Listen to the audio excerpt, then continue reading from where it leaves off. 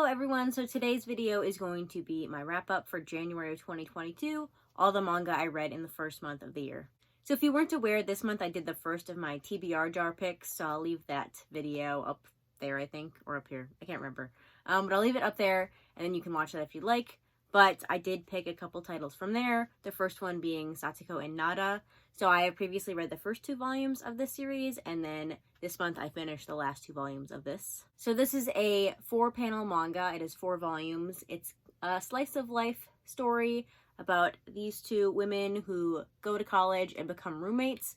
They didn't know each other previously, and so she is from Japan and she's from Saudi Arabia, and they're going to college in America. So it's just kind of a light story about these 2 learning about each other's cultures and becoming lifelong friends. I really enjoyed this series for the most part. I don't think it was anything groundbreaking, but it did what it was trying to do, and I appreciated that about it. So I think if you're looking for just a short 4-panel slice of life manga about friendship, maybe try this one out. I enjoyed it. I like the characters. There's lots of side characters too.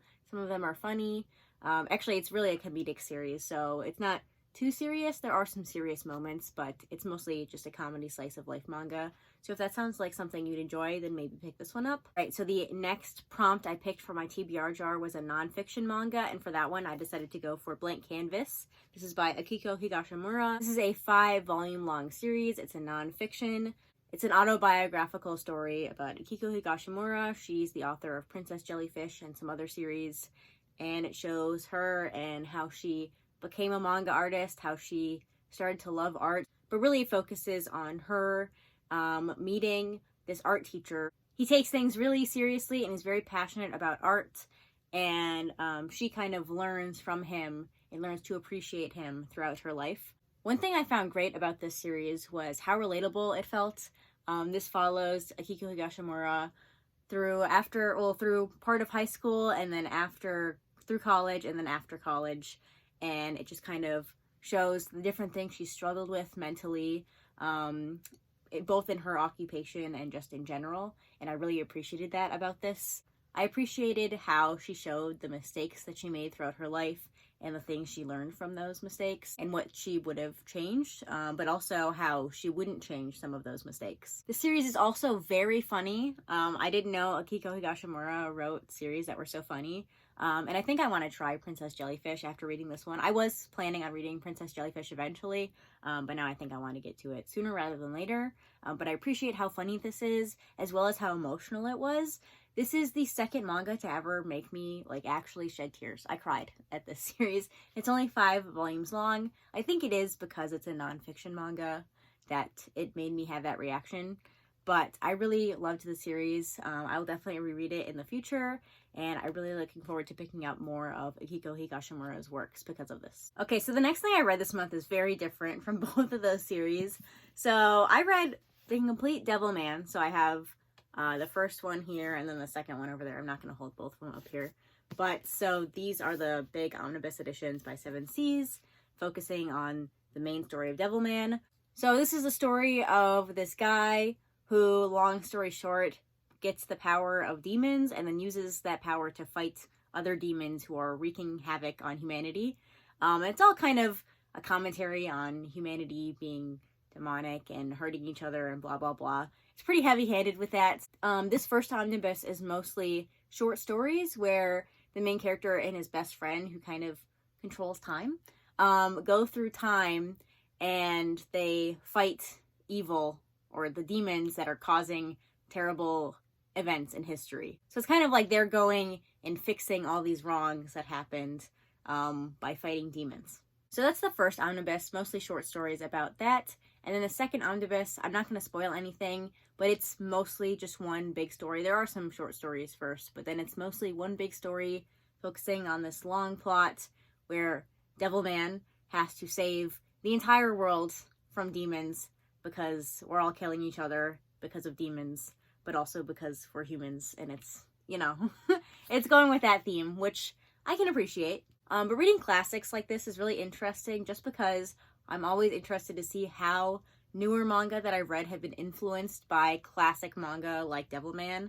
I said the same thing when I read The Drifting Classroom, but reading these manga and seeing what kind of the base formula was, and what a lot of other things are influenced by is really interesting. I really appreciate classics just for that, so that's why I read them. The same thing can be said about regular novels, not just manga. But yeah, I don't think this is my favorite series or anything. I did appreciate it. I liked some of it. I disliked some other parts. I liked the message, even as cliche as it is. And I have some other spin-off manga from Devilman, so not by the same author, but it's like Devilman versus Hades and Devilman Grimoire. I have those two series, so I can read those. But yeah, an interesting series, and I'm glad I read it. So the next title I read is the majority of the volumes I read this month. I think I read 58 volumes of manga this month, and like 34 of them were Yonah of the Dawn. So I've previously read the first 13 volumes, so I started over because that was like 3 years ago or 4 years ago maybe, and I read all the way through the current volume, which is volume 34, and I really, really enjoy this series. It's funny because I've seen a lot of people pick this manga up this month, and now I don't think that was planned by anyone. I just decided I wanted to read the series because it's been on my shelf for a long time, and the backup volumes have been piling up, so I wanted to get to it sooner rather than later since I had so many that I haven't read yet.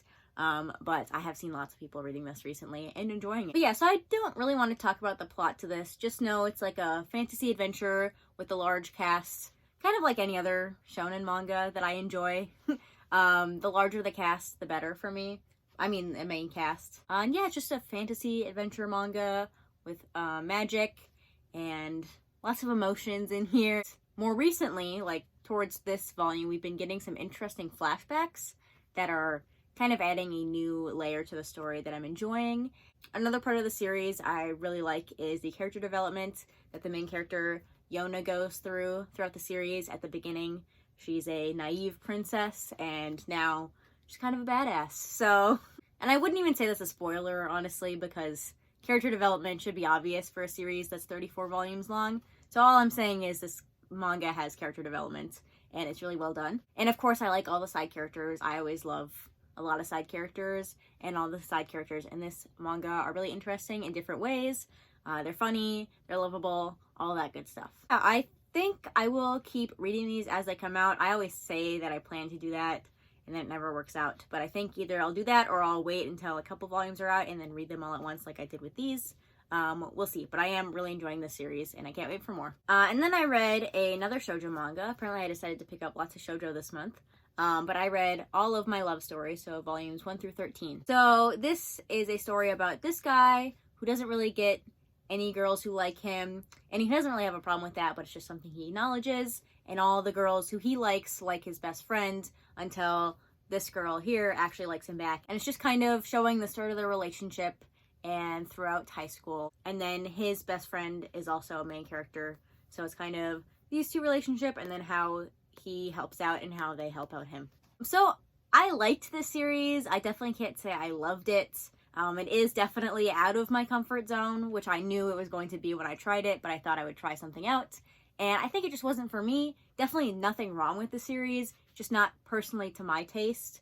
I definitely enjoyed the parts where we're focusing on Suna, the best friend character, or Takeo's mom, more than the relationship between these two. There's nothing really wrong with the relationship between these two at all. I just was not personally that interested in those aspects of the story, and that's kind of the main aspect of the story, so it caused some problems. But I didn't dislike it. In fact, I did like the series. It's just not personally to my taste. I can't say the series did much for me personally, but that's not to say it's bad. I actually think it's a good, well-done series, just not for me. There are many other people who will definitely enjoy this series, though. So if you like shoujo romance, I'm pretty sure you'll like this, because it's definitely well-loved in the community, just not to my personal taste. But I did really like the best friend character and his kind of character growth and his relationship with these two characters. So finally, this does not count as a read manga, but I'm going to talk about it here, because if you watched my TBR jar video for January, you saw me pick this book up, and I just want to give you an update.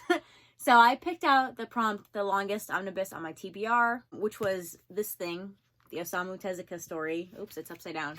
The Osamu Tezuka story manga.